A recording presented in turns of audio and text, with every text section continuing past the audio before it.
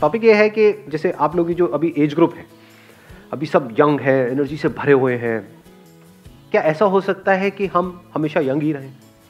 यानी topic could be how to stay young forever, not बाहर से नहीं, बाहर से तो उड़ेंगे, बाल भी उड़ेंगे, बुड्ढे भी हो गए, सब होएगा, but psychologically you are always young, you are always like an 18 year old. Actual में अंदर से ऐसा चाहते हो या नहीं चाहते हो कि साइकोलॉजिकली हमेशा यंग रहे? तो सबसे पहले समझते हैं यंग रहने का मतलब क्या है।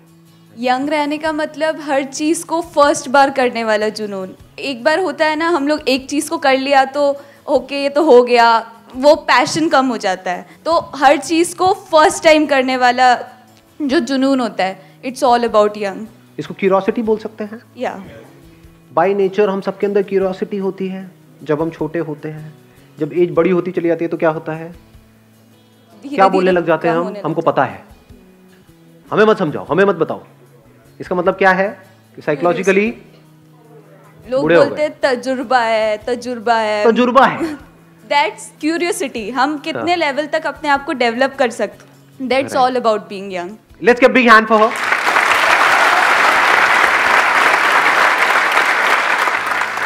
एक एज ऐसी आ जाती है जब हमें ये गलतफहमी होने लग जाती है कि हाँ हमें पता है, ये हमें पता है क्या है, वो पता है क्या है, ये पता है क्या है, दुनिया पता है क्या है, लोग पता है क्या है।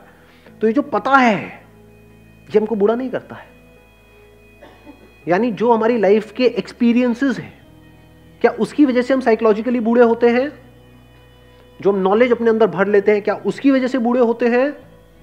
या जब उनको हम पकड़ लेते हैं तब हम बूढ़े हो जाते हैं? सब पता होता है एक्चुअल में, या गलतफहमी हो जाती है कि हमें सब पता है? क्या किसी को भी सब पता है? क्या गूगल को भी सब पता है? क्या नॉलेज का मतलब पता होना होता है? थोड़ा सा डीप होगा, देख पाओगे? देखो ध्यान से समझना। नॉलेज मतलब क्या, कि कहीं से किसी चीज के बारे में कोई हमने नॉलेज एक्वायर कर ली। जैसे आपने एक फॉर एग्जांपल एक फ्लावर को देखा तो आपको नॉलेज है कि फ्लावर है। एक बच्चे को तो पता ही नहीं है, तो बच्चा बाय नेचर क्यूरियस है, वो देख रहा है उस फ्लावर को, जाकर के टच कर रहा है, सूंघ रहा है। बच्चा by his very nature is curious, क्योंकि उसको पता ही नहीं है। आप कहते हो मुझे पता है, मैं पूछता हूँ क्या है? ये फ्लावर है। कौन सा फ्लावर है? रोज है। रोज कौन से कलर का होता है? रेड कलर का होता है। इसकी खुशबू कैसी है? बड़ी अच्छी है। क्या इसको नॉलेज कहेंगे? क्या एक्चुअल में नॉलेज हुई है हमको उस फ्लावर की, या हमें लग रहा है कि हमको पता है कि वो क्या है? क्या आपको एक्चुअल में पता है वो क्या है? नहीं पता। तो जैसे ही सच को आप देख लेते हो, यानी this knowledge that I don't know anything about that flower, तो आपका इंटरेस्ट आ जाता है उस फ्लावर के अंदर कि क्या हो रहा है, कैसे हो रहा है। मिट्टी ब्राउन कलर की है, ये रेड कलर की, कैसे हो पा रहा है? पानी का कोई कलर नहीं है, ये सब मिल करके क्या हो रहा है? ये कलर कहां से दिख रहा है इसके अंदर? ये खुशबू इसमें से कैसे आ रही है? Are you interested only in knowing things? Are you interested only in knowledge? क्योंकि पेट तो आपका नॉलेज से ही भरेगा। ये सारा एजुकेशन सिस्टम क्या है? नॉलेज तो फीड करी जा रही है आपके अंदर। आपकी जगह एक रोबोट के अंदर फीड कर दोगे, वो भी वही काम कर लेगा, आपसे बेटर कर लेगा जो आप करने वाले हो, क्योंकि आपके अंदर तो फिर भी फीलिंग्स और इमोशंस हैं। वो निकाल दो तो आप कितने कमाल के रोबोट बन सकते हो, सोचो। फीड कर दिया 8 घंटे तक ये करना है, वो करता रहेगा, थकेगा भी नहीं, उसका मूड नहीं खराब होगा। कोई लड़की उसको छोड़ देगी तो, रोबोट ही अगर उसको छोड़ देगी तो रोबोट नहीं रहेगा, रोबोट से आपसे बेटर है हर मामले में। तो is the goal of your life just acquiring knowledge और to understand what life is? दोनों में बड़ा फर्क है। एक है समझना, एक है नॉलेज को अंदर फीड करना। गड़बड़ क्या होती है, या गड़बड़ क्या हुई है, जिस तरह से आपकी प्रोग्रामिंग हुई पड़ी है बचपन से लेकर के आज तक, हम नॉलेज को अंडरस्टैंडिंग समझ रहे हैं। Is knowledge understanding? Is knowledge of love the understanding of love? For example, ये प्यार मोहब्बत की एज है, नहीं? Yes sir. Yes sir. ये नशीली आवाज कहां से आई? प्यार मोहब्बत सुनते ही हाँ आवाज बदल गई, टोन बदल गई। कितने वर्ड्स लिखे जा चुके हैं लव के बारे में कि लव क्या है? कितने वर्ड्स होंगे इंटरनेट पे, बुक्स में? अनलिमिटेड। गिन सकते हैं क्या हम उन वर्ड्स को? उन सबको भी आप अपने अगर अपने अंदर भर लिया तो क्या आपको समझ आ गया लव क्या है? करने पे ही पता चलेगा।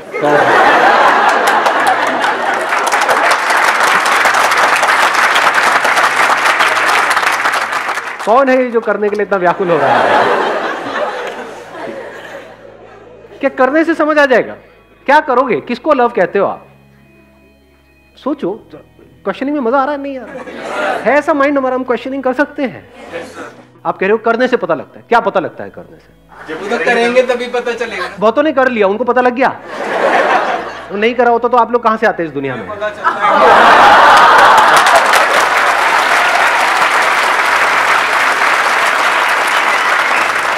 क्या करने की बात कर रहे हो आप? रग रग से वाकिफ हूं आप लोगों की मैं। करके पता लगेगा? क्या करके पता लगेगा? बहुत लोगों ने बहुत कुछ किया। Do you see people living a life full of love? And what is love? Sir प्यार तो मतलब प्रकृति से भी हो सकता है, नेचर से भी हो सकता है, मतलब एक चीज से नहीं हो सकता। मैंने सही कह रहा है। वो क्या होता है? अबे तेरी तो। क्या ये समझना इंपॉर्टेंट है या नहीं है कि प्यार क्या है? सर एक फील है। हाँ फील है। देखो पहले ही पता है हमको। अब ये कहां से आया ये वर्ड? ये जो बोला ये फील है, ये कहां से आया? अंदर नॉलेज फीडेड है ना। दोनों में फर्क समझ आ रहा है? एक है एज इट इज देखना, एज इट इज चीजों को समझना, यानी कि बिना किसी नॉलेज के बर्डन के। उसी को तो रियल साइंटिस्ट कहेंगे। या फिर जो डिस्कवर पहले ही हो चुका है उसके बेस पे कुछ बड़बड़ बड़बड़ कर रहे हैं, उसको साइंटिस्ट कहेंगे या लेक्चरर कहेंगे? तो लेक्चर सुनने में मजा आता है या डिस्कवरीज में मजा आता है? कोई और डिस्कवर कर रहा है उसको देखने में मजा आता है या खुद डिस्कवर करने में मजा आता है? तो करो ना,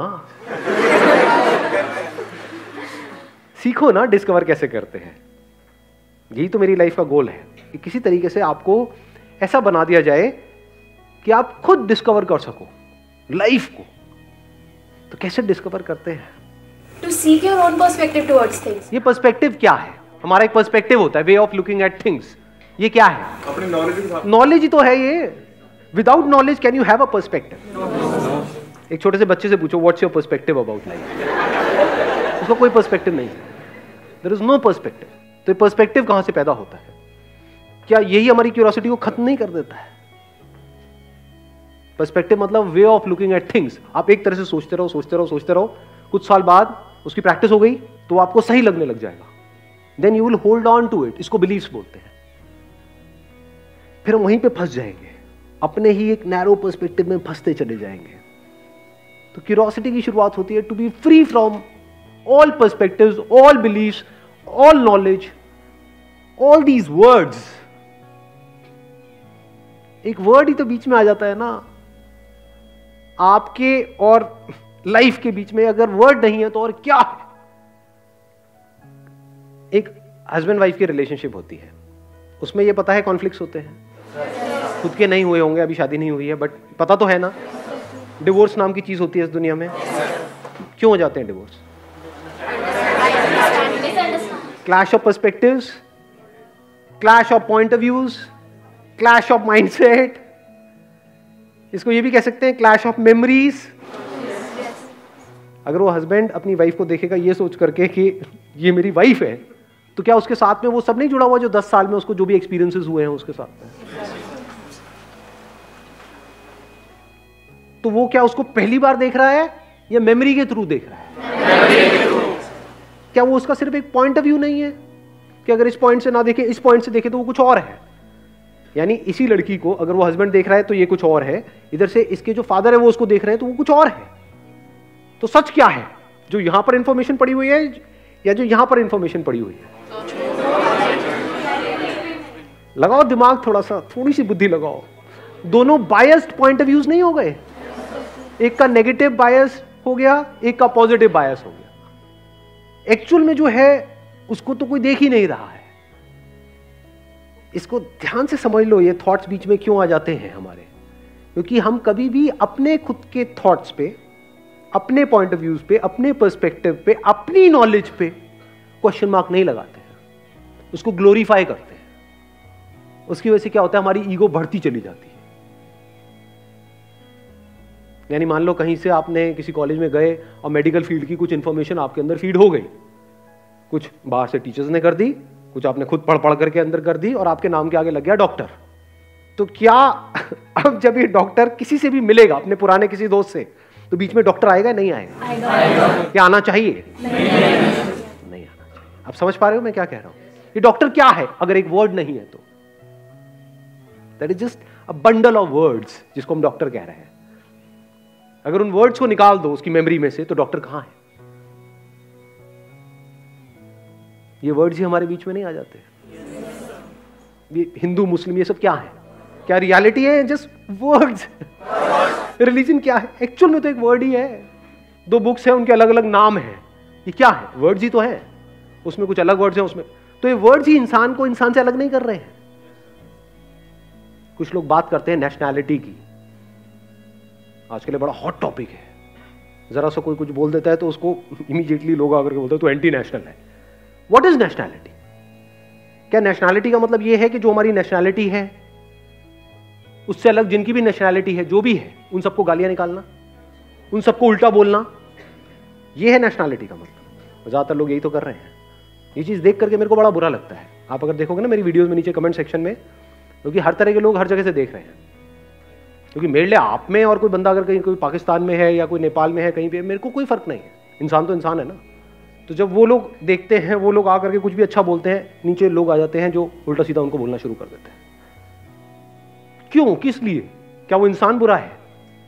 वो तो आप तो उसको जानते तक नहीं हो, बस उसका सरनेम आपके सरनेम से अलग है, या उसने इतना लिख दिया कि मैं पाकिस्तान से हूँ, शुरू हो गए। सर इसमें वो सोचते हैं ना कि हमने देश के लिए कुछ किया। मेरा एक फ्रेंड है जिसने एक बार ऐसी वीडियो में देखा और देखा कि पाकिस्तान से एक बंदा था जिसने कमेंट किया।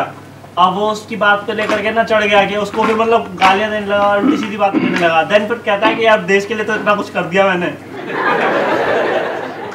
वो बेवकूफ आदमी ये कह रहा है कि मैंने देश के लिए किया। क्या उसने देश के लिए कुछ अच्छा किया है, बुरा किया?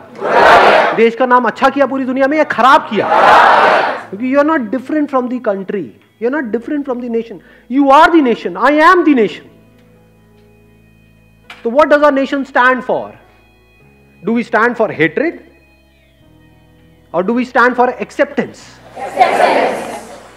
तो जो भी ये वर्ड्स आपके अंदर पड़े हुए हैं कि मैं इंडियन हूं, मैं पाकिस्तानी हूं, मैं हिंदू हूं, मैं मुस्लिम हूं, मैं मेल हूं, मैं फीमेल हूं, मैं अमीर हूं, मैं गरीब हूं, मैं इंटेलिजेंट हूं, मैं बेवकूफ हूं, मैं छोटा हूं, मैं बड़ा हूं, ये सारे क्या है? वर्ड्स ही तो है। For example you are a male. अब ये मैंने बहुत जगह पे देखा है, जब भी मेरे लव ऑफ के सेशंस होते हैं ना, उसमें नीचे कुछ कमेंट्स आते हैं। कई बार मैं देखता हूं कि भाई समझने के लिए कि लोगों की थिंकिंग क्या चल रही है, तो वहां पे पता लगता है there are lot of guys जो उल्टा सीधा लिख रहे होते हैं फीमेल्स के बारे में कि सब धोखेबाज होती हैं, सब ये होती हैं, सब वो होती हैं। ये क्या है? ये रियलिटी है या सिर्फ वर्ड्स है? जो भी आपकी एक इमेज बनी हुई है बेस्ड अपॉन कभी किसी एक के साथ में कुछ एक्सपीरियंस हो गया, या आपको खुद को भी नहीं हुआ, आपके किसी दोस्त का कोई एक्सपीरियंस हो गया किसी के साथ में, उसके बेस पे आपने अपनी एक इमेज बना ली कि दुनिया की सारी लड़कियां ऐसी होती हैं। तो अगर आप कहते हो कि ये रियलिटी है, कि नहीं सर आप गलत कह रहे हो, ये तो रियलिटी है, सारी लड़कियां ऐसी होती है, तो मैं पूछूंगा कि आपकी बहन भी ऐसी है? नहीं नहीं नहीं, मेरी बहन ऐसे नहीं।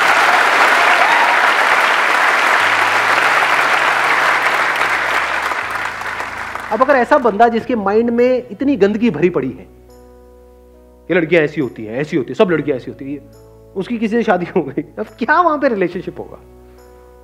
इसकी सबकी जड़ क्या है अगर ध्यान से समझ पा रहे हो तो? वर्ड्स, नॉलेज, कि वो ऐसा है, वो वैसा है, वो ऐसी है, वो वैसी है, ऐसा होता है, वैसा। इन सबको आप छोड़ करके जब देखना शुरू कर देते हो तो you are looking at everything as if you are looking at it for the first time. सब कुछ नया है, सब कुछ फ्रेश है, क्यूरोसिटी अंदर भरी पड़ी है, और ये क्यूरोसिटी कोई आर्टिफिशियल क्यूरोसिटी नहीं है, एक्चुअल है। एक्चुअल में आप किसी को देख रहे हो, यानी अपनी वाइफ को अगर आप 20 साल बाद 30 साल बाद भी देख रहे हो तो ऐसे ही देख रहे हो जैसे पहली बार देख रहे हो, तो रोज कुछ नया दिखेगा। वो कभी भी पुरानी नहीं होगी, वो पुरानी नहीं होगी तो आप पुराने नहीं होगे। That is being young forever. Thank you so much.